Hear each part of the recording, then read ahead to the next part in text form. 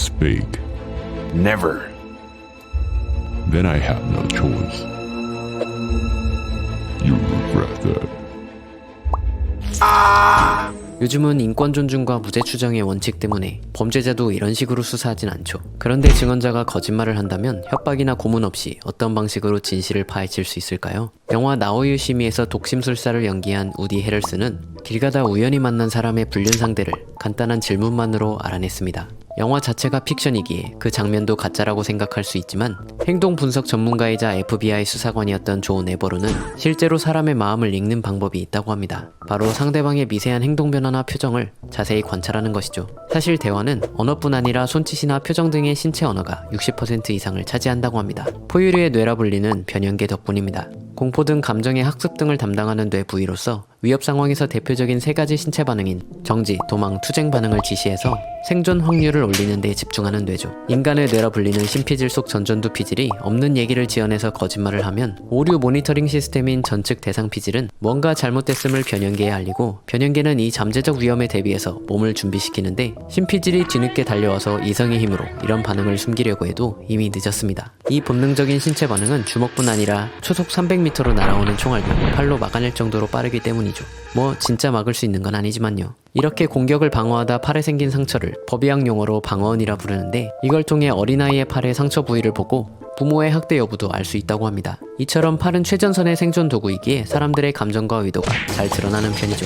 사람들은 불만스러운 상황에선 마치 침팬지가 몸과 털을 꼿꼿이 세우듯이 팔을 넓게 벌리게 되는데요. 무의식 중에 자기 몸집과 영역을 넓혀서 권력을 보여주고 자기 의견을 피력하려는 투쟁 반응의 일종입니다. 그래서 아메리카 항공의 승무원들은 티켓 발권 시 승객의 팔이 얼마나 벌어지는지를 보고 문제 소지가 있는 승객을 미리 식별해내기도 한다고 합니다. 반대로 뭔가 불편하거나 위협을 느낀다면 팔은 몸을 보호하려고 바싹부터 경직될 겁니다. 팔짱 끼기는 물론이고 여자들이 쿠션이나 핸드백을 끌어안는 건 귀여워 보이려고 하는 게 아니라 도구로 몸을 보호하려는 도망 반응입니다. 한편 우리 뇌는 추상적인 정보엔 약하기 때문에 신체를 통한 구체적인 정보로 바꾸는 경향이 있는데 예를 들어 죄를 지어 죄책감이 드는 사람은 그 감정을 물리적으로 털어낼 수 있다고 생각하듯이 손 씻기나 샤워를 자주 하게 됩니다. 그리고 눈을 감거나 눈을 가리는 행위는 지금 불편한 정보를 마주하고 있으니 그 자리에서 벗어나거나 그 정보를 차단하겠다는 도망 반응입니다. 나쁜 소식을 들어서 기분이 상했을 때 눈을 깊게 감고 고개를 숙였던 경험이 있을 겁니다. 이 눈 가리기는 생물학적으로 프로그래밍 되어 있는지라 태아나 선천적 시각장애인에게서도 발견할 수 있는 반응이라고 합니다. 한편 스트레스 상황에서 사람들은 감정을 쉽사리 드러내지 못하게 하는 사회적 관습이나 학습 때문에 적응자라고 불리는 진정 행동을 하기도 하는데 주로 목이나 얼굴 주위에 손을 대는 행동으로 나타납니다. 예를 들어 사람들이 거짓말을 하거나 불편한 상황에 몰렸을 땐 여성들은 쇄골 사이의 천돌이란 부분을 마사지하고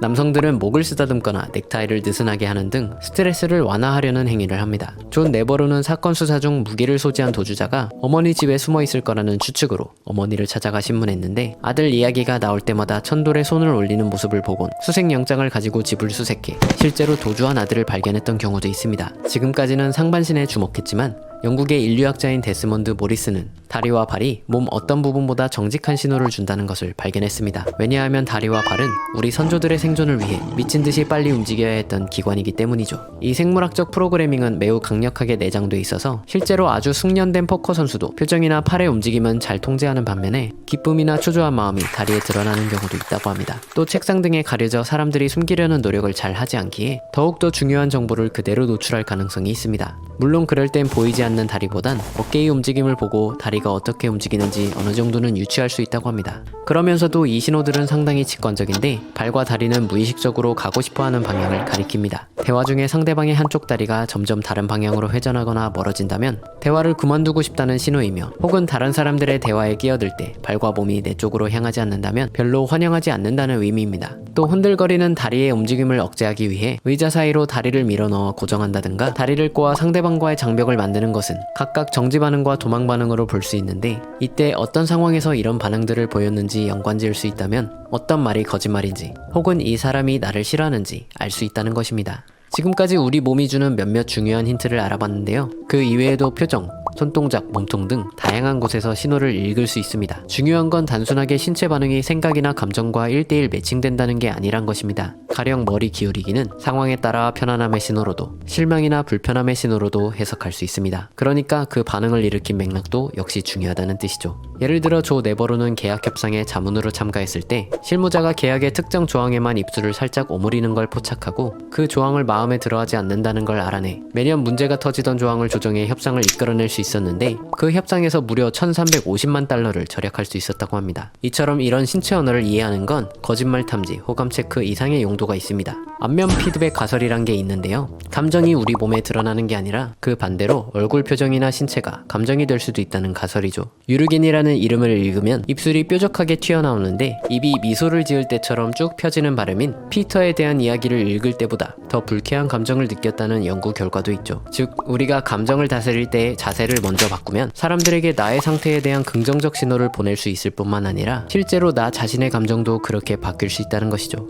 이런 아날로그적 신체 언어를 알아차리는 방법을 배웠다고 갑자기 영화의 독심술사처럼 능력이 출중해지진 않겠지만 신체 언어를 읽는 능력은 이런저런 상황에서 아주 중요한 커뮤니케이션 치트키가 될 수 있습니다. 자, 그럼 이제 실전으로 가볼까요?